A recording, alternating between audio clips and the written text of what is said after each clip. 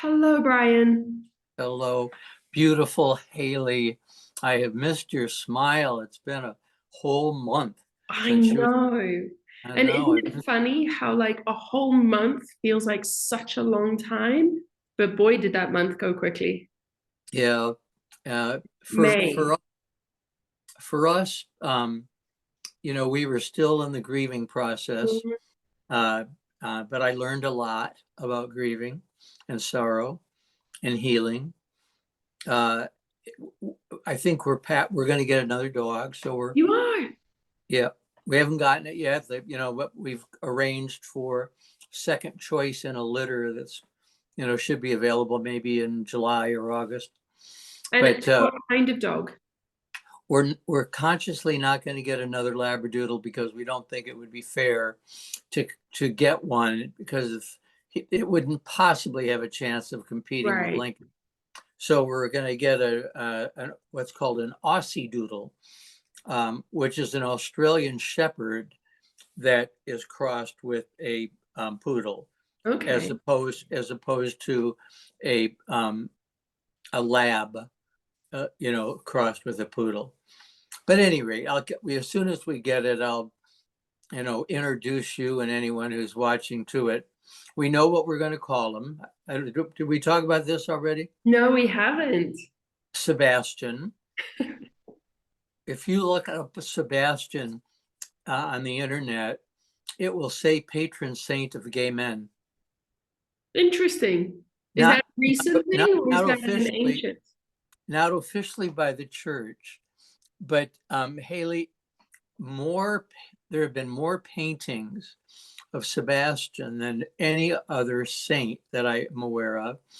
But the reason he was the patron saint of gay men was that he was the first saint that we saw who was half naked. He was stretched out on a pole in a very homoerotic way, and he had arrows shot into him. He was, I think, the first Christian martyr, maybe. Hmm. And so Sebastian, in fact, Oscar Wilde, when he was released from prison, not even half the man he was when he went into prison, took the name Sebastian when he moved to France to stay out of the spotlight. He took that as his first name. So, at any rate, that's where we are. And today is our Ray's and my 47th anniversary. Wow, on May the 4th, which is also Star Wars Day. May the 4th be with you. Well, it is. It most certainly is. It is. Congratulations. Thank you. And not just, we're just grateful. We're grateful that we've had each other for that much time, that we've had the opportunity to grow with each other, which we wouldn't have done on our own, I don't think, or with somebody else. We wouldn't have grown in the same way No. as we would have with somebody else. But we're going to go to a movie like we like to do and have popcorn, probably skip dinner and go get a chocolate milkshake. Oh, delicious. You know, that's called adulting when you can make the conscious choice to just skip nutritious food and go straight for dessert. Well, the next time you come and visit, I'm taking you over to get a milkshake at the creamery in Wilton Manors. Oh, wow.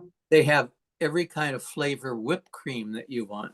Oh, wow. And I'm assuming Yeah. they make the whipped cream there. Yeah, they have chocolate whipped cream and How strawberry. decadent. Yeah, yeah. So you told me before we started that you've had a kind of a tough April.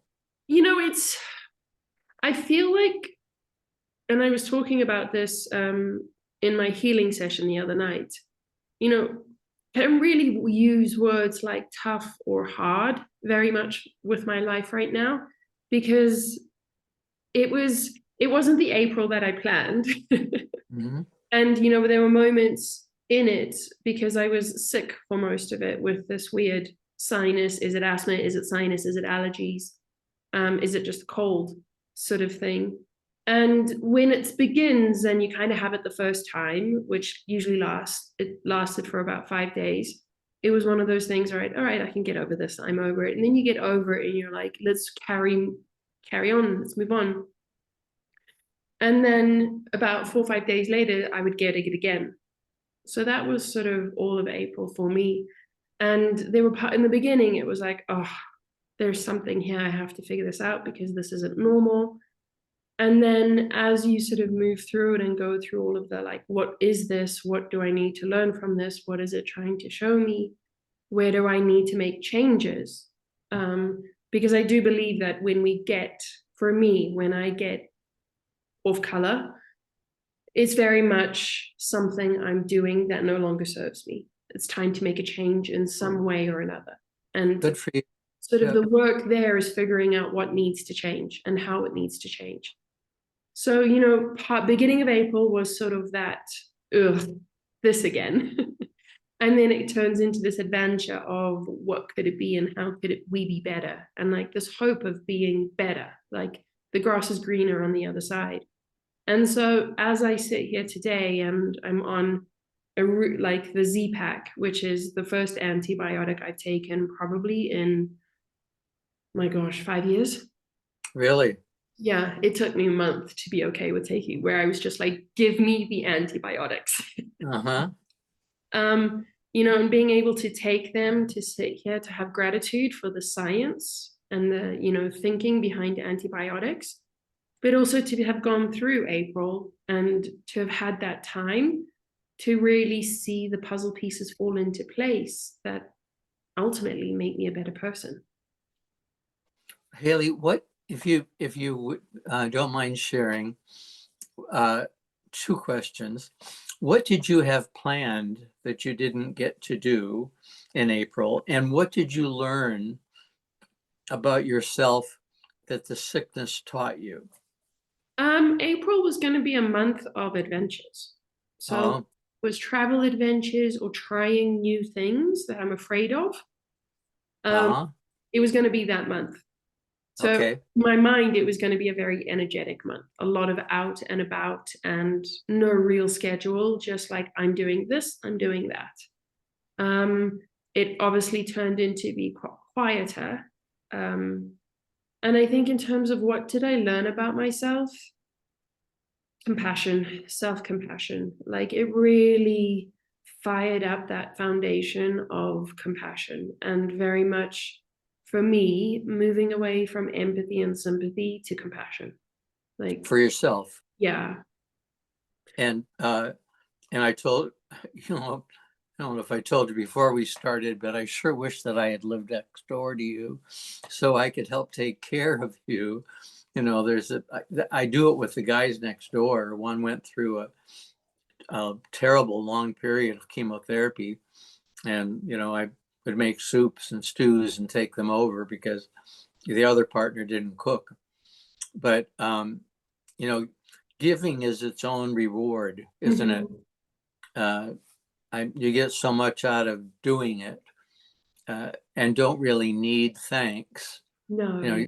The thanks is in the giving. But so did you do any counseling during the month of April, or were you too sick?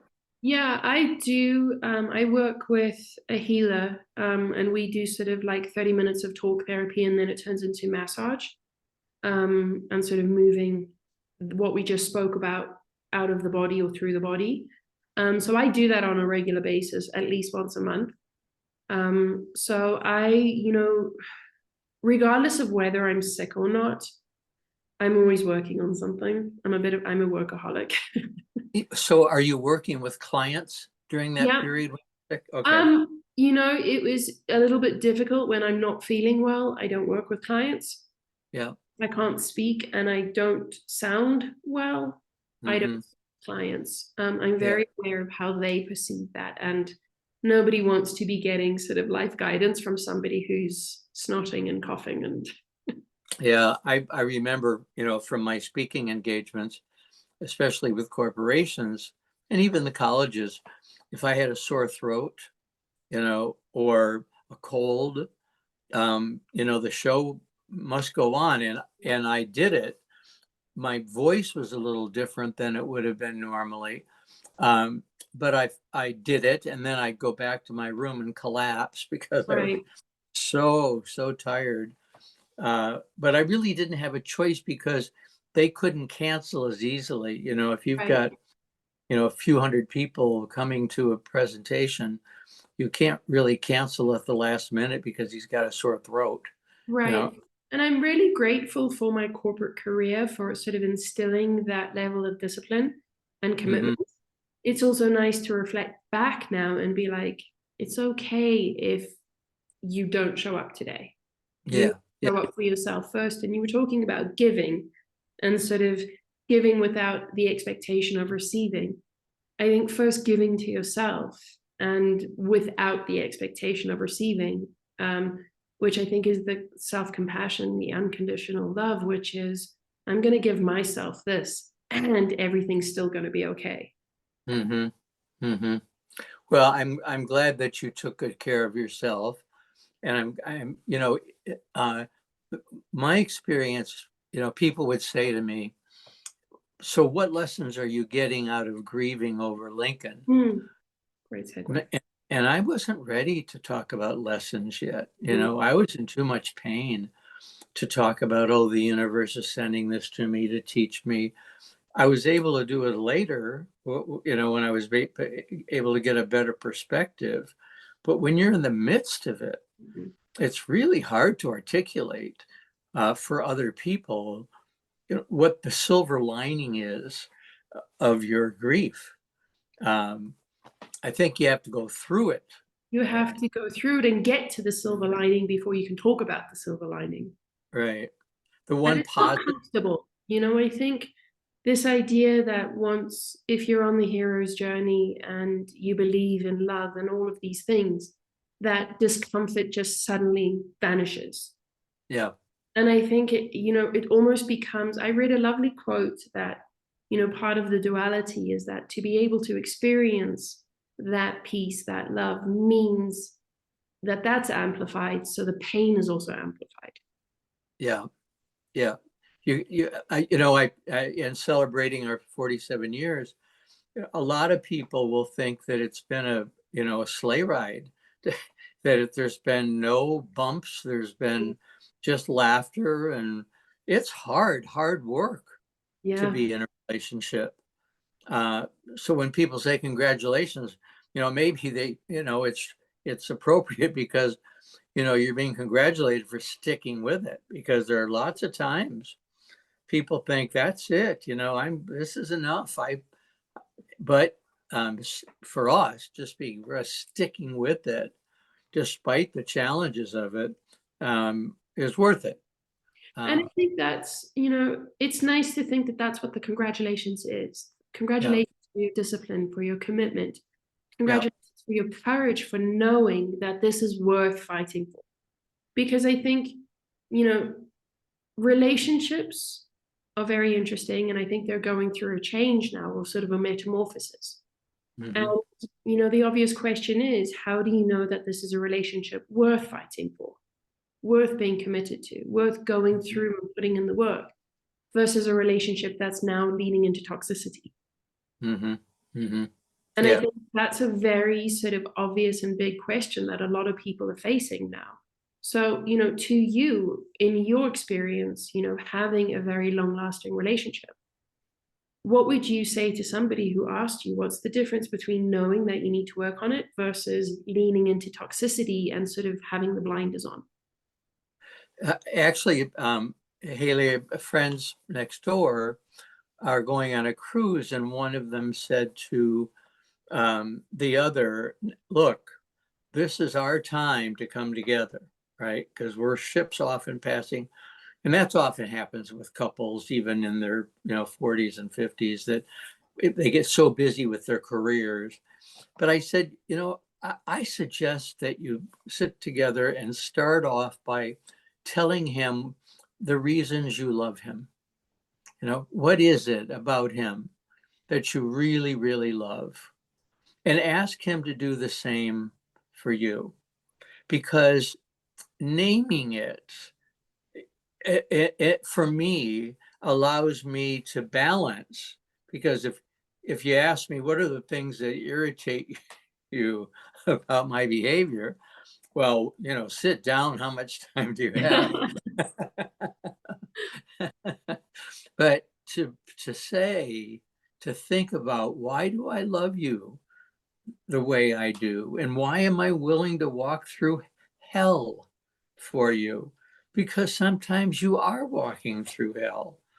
And in the answer, going back to your question about toxicity, because I was in one that was so toxic, I had to get out, uh, was knowing how much I was loved, and how much I loved Ray as a person. But in helping people understand and measure, I guess, that's a really good question. I want to ask you, do you imagine seeing yourself with this person in 5 years? And do you see yourself growing in that 5-year period personally? Very important question. Do you see yourself? Yeah. Are you growing? In fact, the card that I got from Ray this morning talked about how the relationship has helped each of us grow. That was our criteria when we first got together, Hayley. We said we were going to stay together as long as we were both growing. But if one grew and the other didn't, we were in different places. Yeah. And you can grow in different ways as long as you keep checking in. Honest, open communication is essential in maintaining a relationship, as is prioritizing it. If you and I were in a relationship, and you had a lot of work that you were doing, and I had a lot of work that I was doing, and we loved our work and we took great satisfaction, our priority still has to be each other and our relationship. And if it's not gonna last. It just won't, because you won't make the sacrifices for it that you often are called to make if you don't prioritize my love for you. That doesn't mean we have to stay together for 47 years, but today you are my priority. And do you see it on that level of it's every day versus for the next 10 years you're my priority? Or do you actually sit, because I know that you have this wonderful ritual every morning where you kind of set your intention for the day. Is that sort of a twofold intention where it's this is my intention and this is our intention, or is it together? Yes, no, that's right. While we're going through our meditation and recitation of the prayer of St. Francis, and the Serenity Prayer, it's for each of us individually. But what I wrote on Facebook, Hayley, is that our love for each other has created a third entity. Absolutely. And that third entity, and we didn't try to create it. It wasn't why we got together to create. It happened, and we saw how it impacted other people.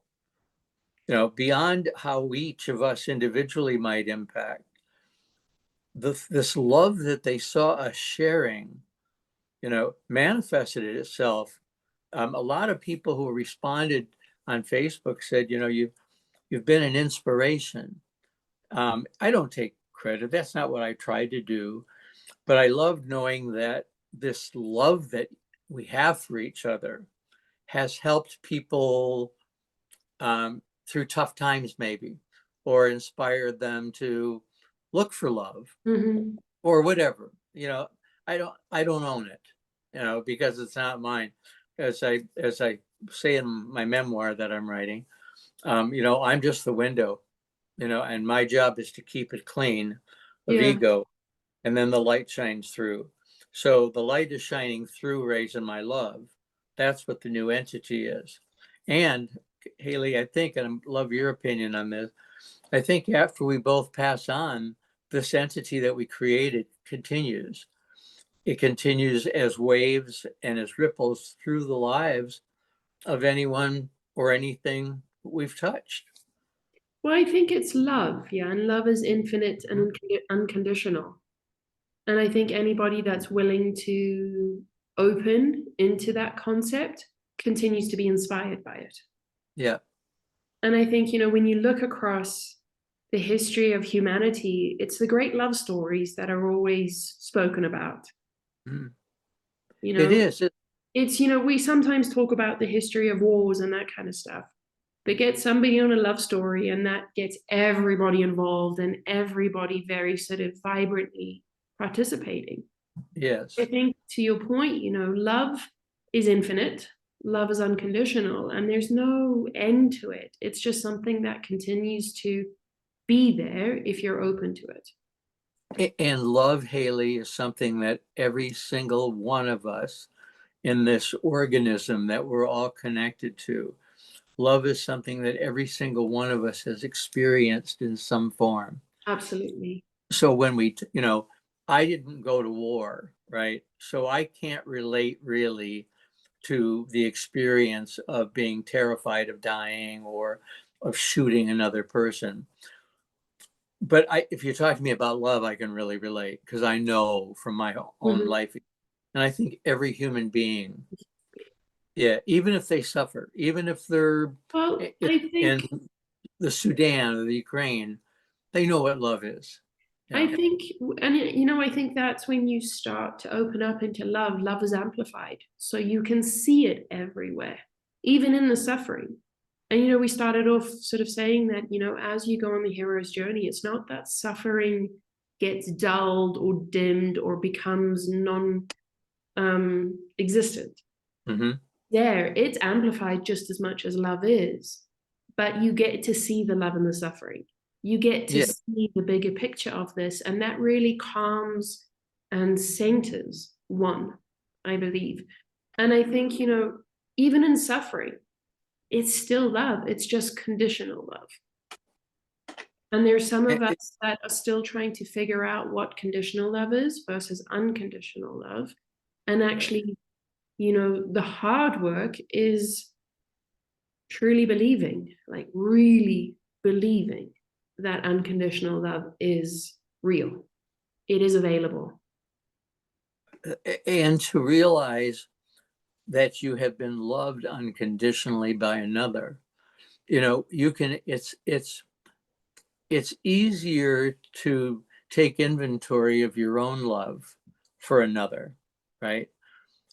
But to entertain that you have been loved or are being loved unconditionally is awesome. It's awe-inspiring. It's hard to take in. Oh, It's yeah. hard to really, really take in that despite all of my faults, all of my shortcomings, I'm loved unconditionally. That's huge. It's and it's really hard because we are conditioned and we do learn throughout our life that love is conditional.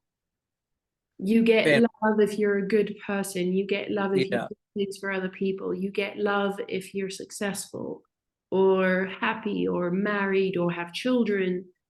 Those are all our conditions for love.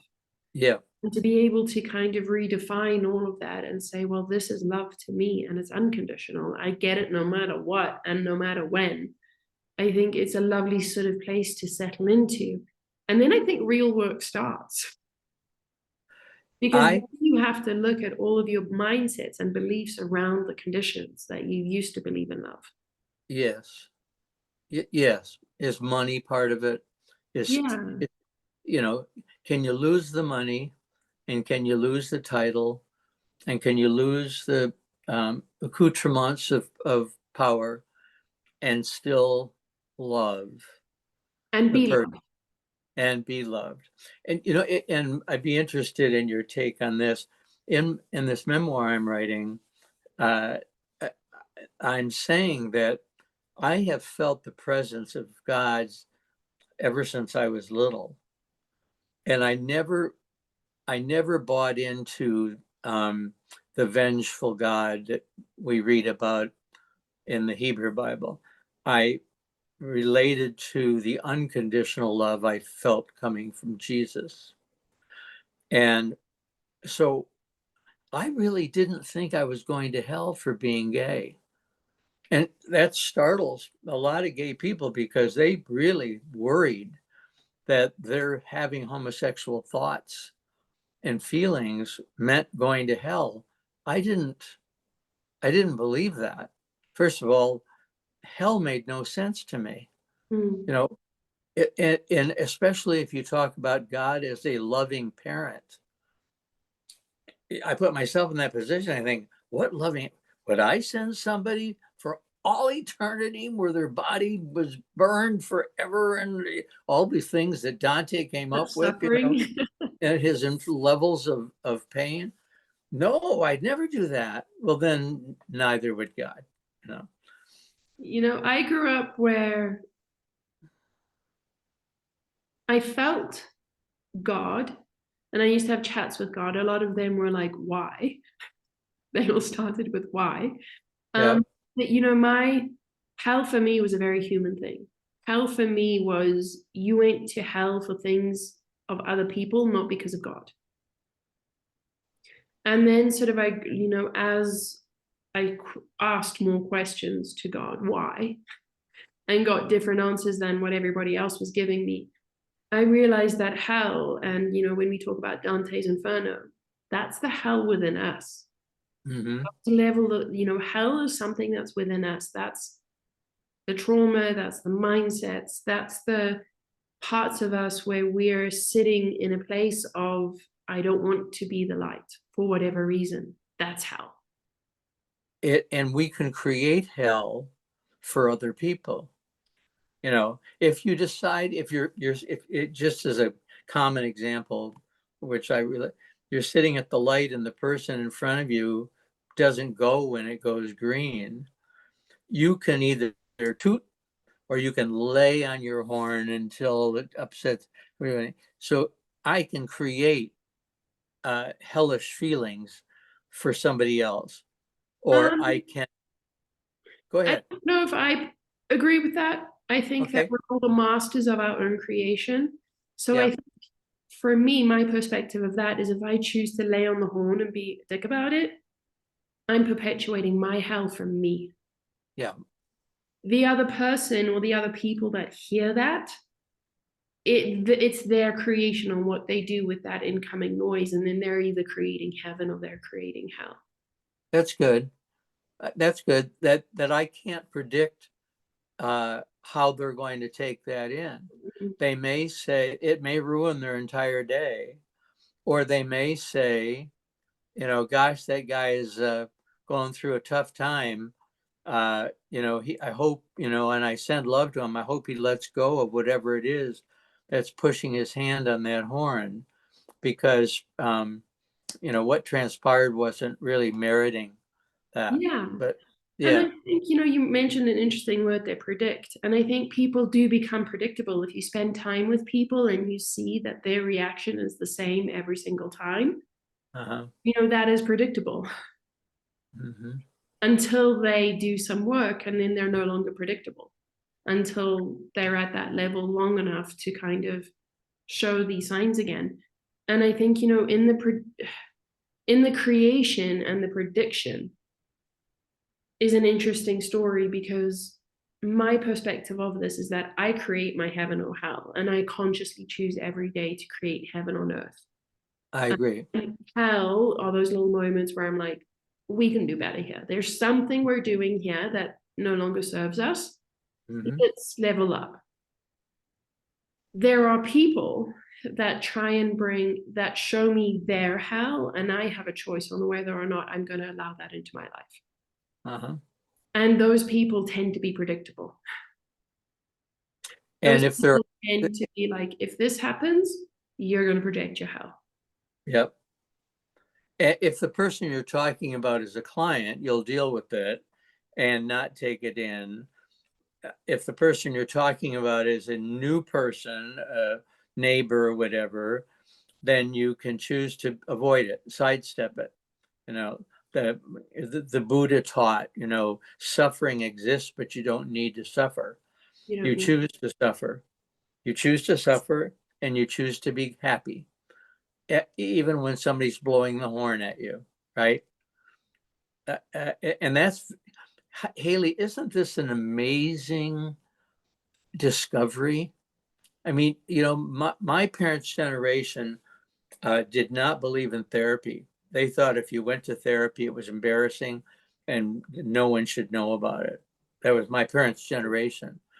And then the generation after that, the silent generation, and then the baby boomers, we started taking a closer look at ourselves. And we started looking beyond Western thought and integrating Eastern thought. And it's so exciting to It's say we grew up in this and participated in this in this movement. wonderful period. And it's, it's so simple too.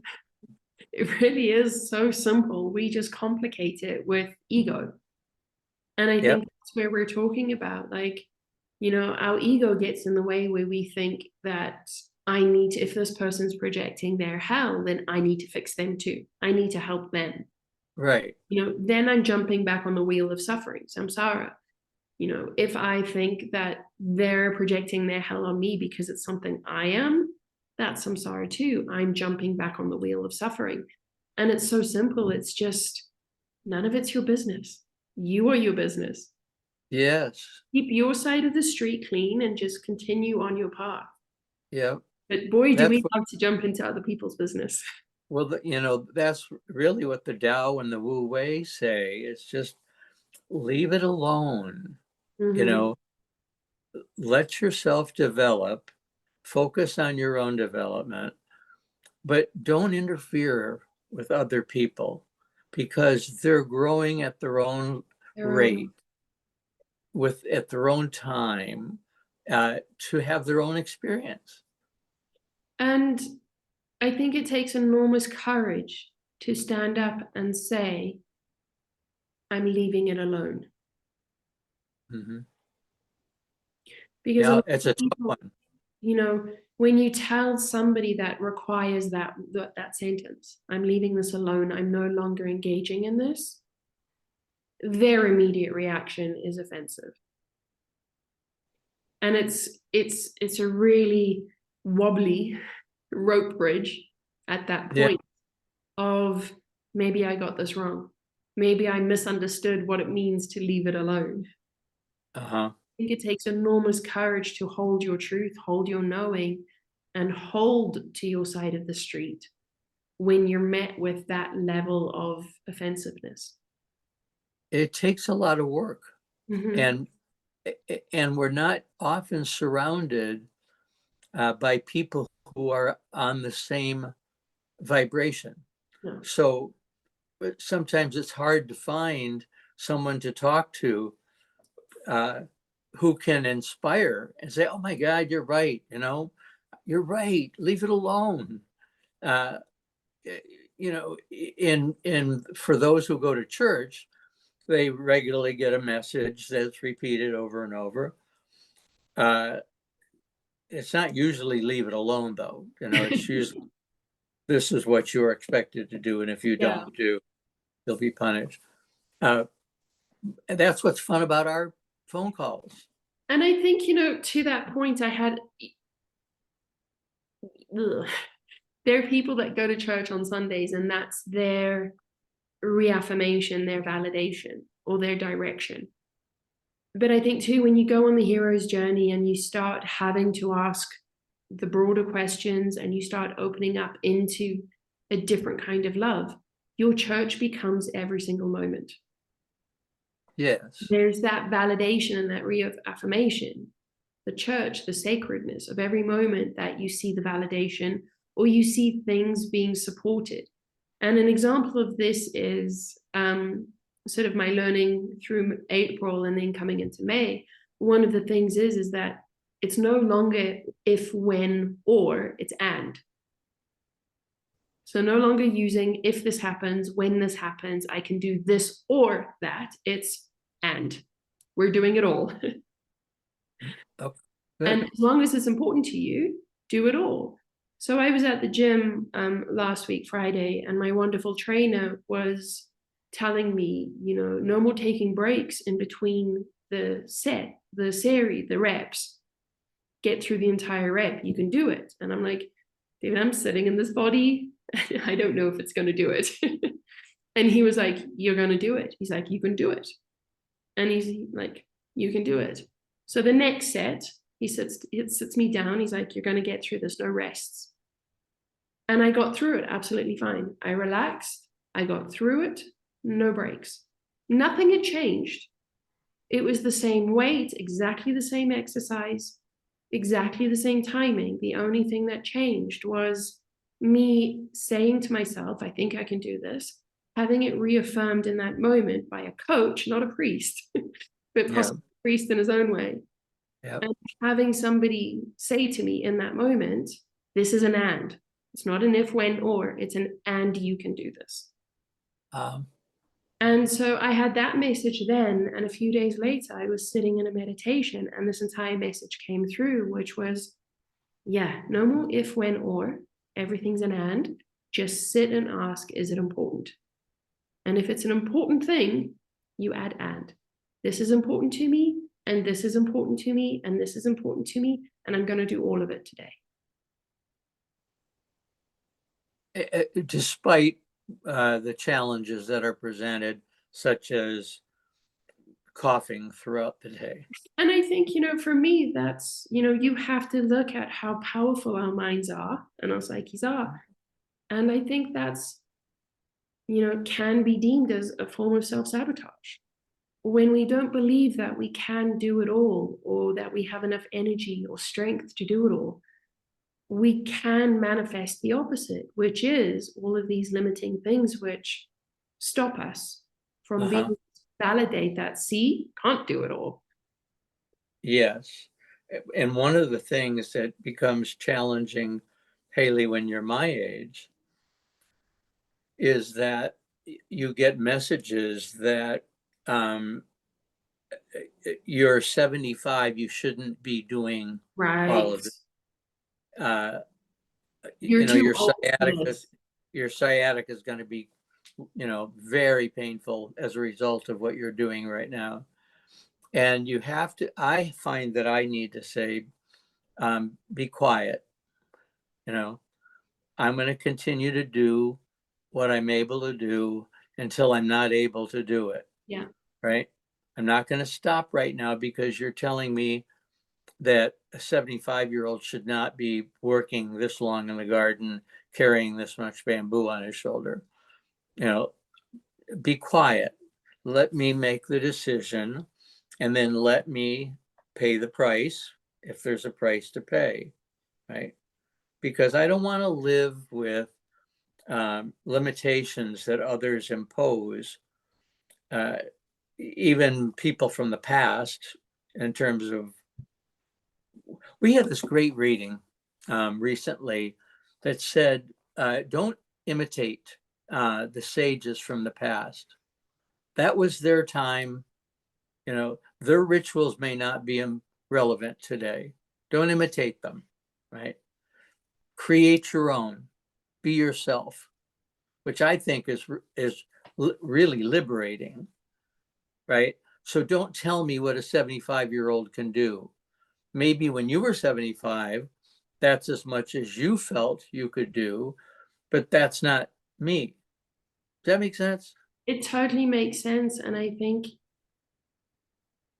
as we move forward in time, we are increasing consciousness.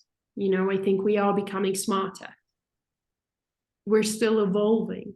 So, the simple messages hold truth. This is why we have these wonderful texts from thousands of years ago where the basic simple truth holds. Yes. But how you go about that continues to evolve. So I very much agree with you that what was, when you talk about therapy, what in that generation was considered taboo, this generation now is exploring that and seeing that there's an enormous amount of wisdom in that. Mm-hmm.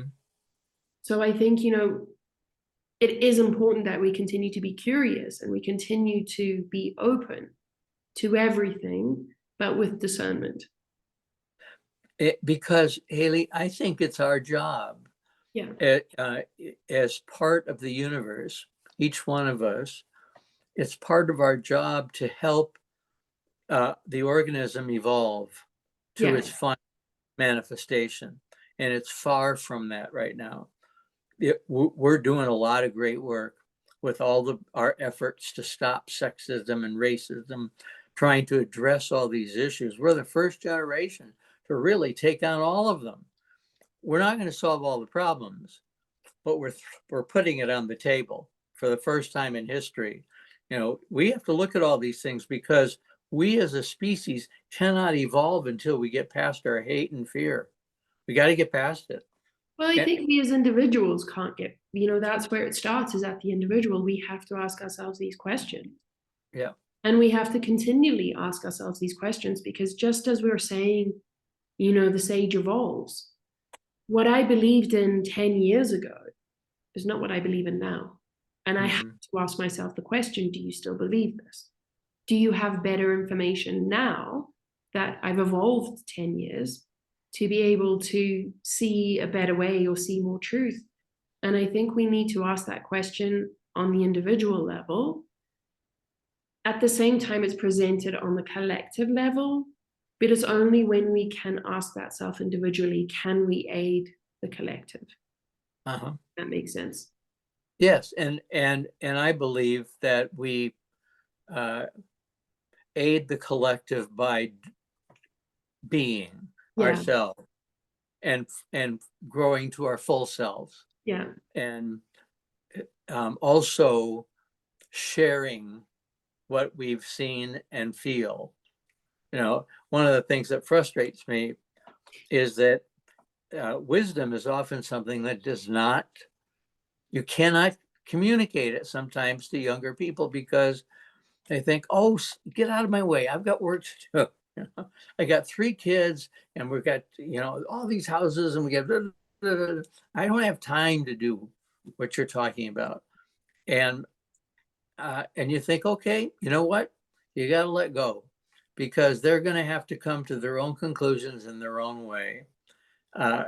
Sometimes you're successful. I have a nephew who said, teaching me to be in the moment is the greatest gift you've ever given me. Well, that's pretty cool, to have somebody in their 40s say that. But as a writer and a speaker who hopes to influence, it's hard knowing that you have to, that the ears have to be ready to hear it. That you can't assume that everyone is ready to hear it and everyone's going to take it in. Absolutely. And, for me, it feels frustrating. It feels disappointing. So it's part of being able to say, even though I know better, I still feel frustrated. I still feel disappointed, and allowing myself that moment just to be there, and then being able to be like, all right, let's get back onto the Dow and let me take my street. It's also a place that I use and as well. If they ever come back to me or they ever ask me that question again, I will be here still. If anybody, regardless of their behavior or their reactions or how they speak, if they, come back to me a year later and like, okay, you said something, can you explain that to me again? I will absolutely be there. And it's part of the end. Is that true with your clients, Hayley? Absolutely. It's true. It's a standard that I hold for myself, and it's a standard I hold for every single human that I encounter, whether it's a client, a friend, a family. We, right now, we may not be able to speak the same language, but if there's ever a point in time that you want to come back to me and say, could you explain that again? Absolutely, you will get my time. And that's true for me. Sometimes with some people, I need to have guidelines, right? With some people, the guideline is, you're in my life. I love you, but we're going to communicate by text or email. We're not going to talk on the phone because I don't trust it. It would be It better. doesn't feel good. Yeah, it doesn't feel good, and I've had bad experiences, but I know that if it's written, it's going to be easier Yeah. for you to edit before you send it, and for me to have more time to look at it and try to figure out what's going on behind this. Right. Yeah. I think, part of doing it all and taking the limits off is being able to do what's important for you, because that's the only way that doing it all actually works. Doing it all isn't absolutely infinite. It's, I'm doing everything that's important to me. I'm stopping and asking the question, is this important to me? And, using that as an example, is it important to me to keep this person in my life? Yes. Is it important to me to have boundaries with this person so that we can continue to have some connection? Yes. Mhm. Continue. And there's some people where you're like, is it important for me to have this person in my life? I'll do it. It does not serve me in any way. Do I need boundaries to keep the distance? Yes. So if there is a person you don't want in your life, the word and, you don't use the word and? I still use the word and. Even though you're not in my life right now, and I've made a conscious decision that I don't have room for you in my life, I can't handle you in my life right now for my own growth. Uh-huh. If there ever comes a time that I've changed or you've changed and there's an opportunity for us to have a discussion, then we will have a discussion. Yeah. So the end Never close. there, we Yeah. may not be connecting now. We may have a gulf of separation between us. And we may come back together. It's okay to close the door, just don't lock it. Yeah. And I mean, there's interesting because it's okay to burn the bridge. I think it's okay to burn the bridge, build a new one, build a better bridge. And as we both know, to build a bridge, you have to have people on both sides working. Mm-hmm. Otherwise, the bridge is only half built. It's only half built. You Not have to have somebody on the other side have somebody, and that's where working the with and you. comes in. I understand that we may not get along right now, and it may be better for us to separate. But there may be a point down the road or down the river where you're building and I'm building, and I'm like, hey, let's join up again. Uh-huh. I'm open to that. That's the Yeah. end. I had a wonderful 2-hour conversation with my younger brother, on his birthday, April 30th. And we had gone through a period of not talking. I didn't know why not, but we weren't. And we had a wonderful, fun conversation that just went everywhere. And I never asked the question, why was this interrupted? Because there's no need to. If the person wants to share it with you, fine. If they don't, leave it alone and enjoy what you have. Be present. Be present, because that's all that matters. Mhm. There's this The great gold. quote. Beg pardon?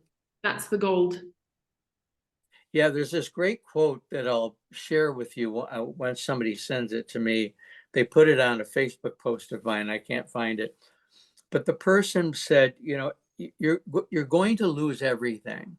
Mm-hmm. You're going to lose your money, your body, your fame, your success. It's all going to be gone. So this is the only thing right now for you to treasure. Right this second, treasure it. This is the moment, because it's going to be gone in the next moment, Mm-hmm. right? That's similar to what Jan Fraser was saying. And we've been talking about that we are in the moment with our senses, but as soon as our brains start thinking, we lose the moment. And in every moment, we are creating. We're creating the past and the future. So be really present because it's important. Yes, it That's is. how important it is. And, not from a place of pressure, but a place of freedom. You're creating your hell or your heaven. Make it count. Be present. Hayley, do you have conversations with people beyond your clients during the day? Yeah. Do you? I People actually, that it's, I love. have, I think, we were talking about how you do when you start going on this journey of asking questions and really focusing on what you're creating and how you're creating it. A lot of people fall away.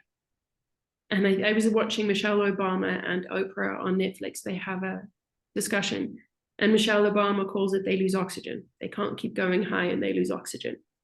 And that made me giggle.